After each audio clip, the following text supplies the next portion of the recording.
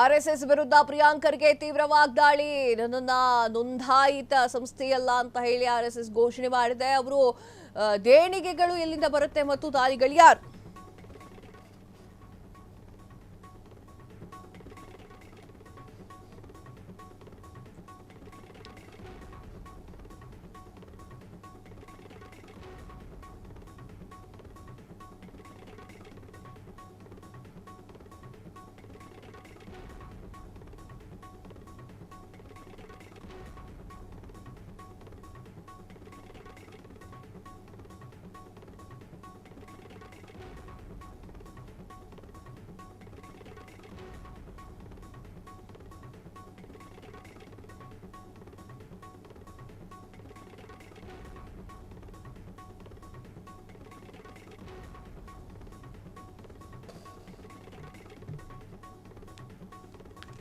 RSS ವಿರುದ್ಧ ಪ್ರಿಯಾಂಕರ್ಗೆ ತೀವ್ರ ವಾಗ್ದಾಳಿ. ತನ್ನನ್ನ ನೋಂದಾಯಿತ ಸಂಸ್ಥೆಯಲ್ಲ ಅಂತ ಹೇಳಿ ಆರ್ಎಸ್ಎಸ್ ಘೋಷಣೆ.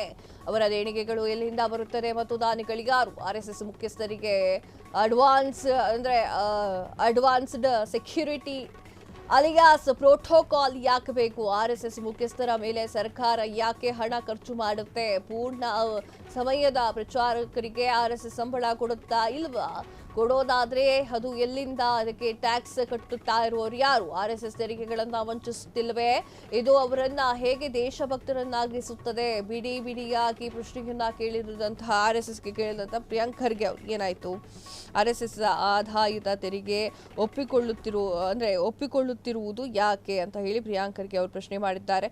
ಅವರು ಸುದ್ದಿಗಾರರೊಂದಿಗೆ ಮಾತನಾಡಿ, ತಾನು ನೋಂದಾಯಿತ ಸಂಸ್ಥೆಯಲ್ಲ ಅಂತ ಹೇಳಿ ಆರ್ಎಸ್ಎಸ್ ಲಿಖಿತವಾಗಿ ತಿಳಿಸಿದೆ. ಆರ್ಎಸ್ಎಸ್ ನಿಸ್ವಾರ್ಥದಿಂದ ದೇಶದ ಸೇವೆ ಮಾಡ್ತಾ ಇರೋದು ನಿಜವೇ ಆಗಿದ್ರೆ ಇದರ ಎಲ್ಲಾ NGOಗಳಿಂದ ಪಾರದರ್ಶಕವಾಗಿ ಹಾಗೂ ಕಾನೂನುಬದ್ಧವಾಗಿ ಯಾಕೆ ನೋಂದಾಯಿಸಿಕೊಳ್ಳಬಾರದು ಅಂತ ಹೇಳಿ ಸವಾಲನ್ನ ಹಾಕಿದ್ದಾರೆ. ಆರ್ಎಸ್ಎಸ್ ದೇಣಿಗೆ ನೀಡುವವರು ಯಾರು? ದೇಣಿಗೆ ಎಲ್ಲಿಂದ ಬರುತ್ತೆ? ನೋಂದಣಿ ಇಲ್ಲದ ಸಂಸ್ಥೆಗಳಿಗೆ, ಸಂಘಗಳಿಗೆ ಲೆಕ್ಕಪತ್ರ ಪರಿಶೀಲನೆ ಮತ್ತು ತೆರಿಗೆ ಪಾವತಿಯ ಪ್ರಶ್ನೆಯೇ ಇರುವುದಿಲ್ಲ. ಹೀಗೆ ದೇಶ ಸೇವೆ ಅಂತ ಹೇಳುತ್ತಾ ಪರಿಶೀಲನೆ ಮತ್ತು ತೆರಿಗೆ ಪಾವತಿಯಿಂದ ತಪ್ಪಿಸಿಕೊಳ್ತಾ ಇರೋದು ಯಾಕೆ? ಹೀಗೆ ತೆರಿಗೆ ತಪ್ಪಿಸುವುದರು ದೇಶಭಕ್ತರು ಹೇಗಾಗ್ತಾರೆ ಅಂತ ಹೇಳಿ ಪ್ರಶ್ನೆಯನ್ನ ಕೂಡ ಕೇಳಿದ್ದಾರೆ. ದೇಶದ ಪ್ರಧಾನಿ ಮತ್ತು ಗೃಹ ಸಚಿವರಿಗೆ ನೀಡಿರುವಷ್ಟೇ ಭದ್ರತೆಯನ್ನ ಆರ್ಎಸ್ಎಸ್ನ ಮುಖ್ಯಸ್ಥರು ನೀಡಲಾಗಿದೆ. ನೋಂದಣಿ ಮಾಡಿಕೊಳ್ಳದ ಸಂಸ್ಥೆಗಳು ಮುಖ್ಯಸ್ಥರ ಭದ್ರತೆಗಾಗಿ ದೇಶದ ಜನರ ತೆರಿಗೆ ಹಣವನ್ನ ಯಾಕೆ ಖರ್ಚು ಮಾಡೋದು ಎಷ್ಟರ ಮಟ್ಟಿಗೆ ಸರಿ ಅಂತ ಹೇಳಿ ಪ್ರಶ್ನೆಯನ್ನ ಮಾಡಿದ್ದಾರೆ. ಆರ್ಎಸ್ಎಸ್ ತೆರಿಗೆ ಯಾಕೆ ಪಾವತಿ ಮಾಡ್ತಾ ಇಲ್ಲ ಅಂತ ಹೇಳಿ ಮೊದಲಿಂದಲೂ ಕೂಡ ಖರ್ಗೆ ಅವರು ಮಾತನಾಡ್ತಾ ಬಂದಿದ್ದಾರೆ.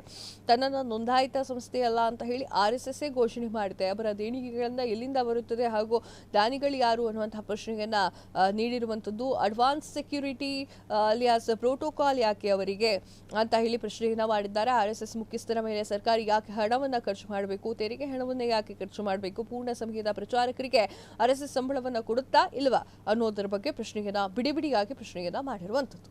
ಕ್ಷಣ ಕ್ಷಣದ ಸುದ್ದಿಗಳಿಗಾಗಿ ಫ್ರೀಡಂ ಟಿವಿ ಸಬ್ಸ್ಕ್ರೈಬ್ ಮಾಡಿ, ಲೈಕ್ ಮಾಡಿ ಹಾಗೂ ಫಾಲೋ ಮಾಡಿ. ಹೊಸ ಸುದ್ದಿಗಳ ನೋಟಿಫಿಕೇಶನ್ಗಾಗಿ ಬೆಲ್ ಐಕಾನ್ ಮೇಲೆ ಕ್ಲಿಕ್ ಮಾಡಿ.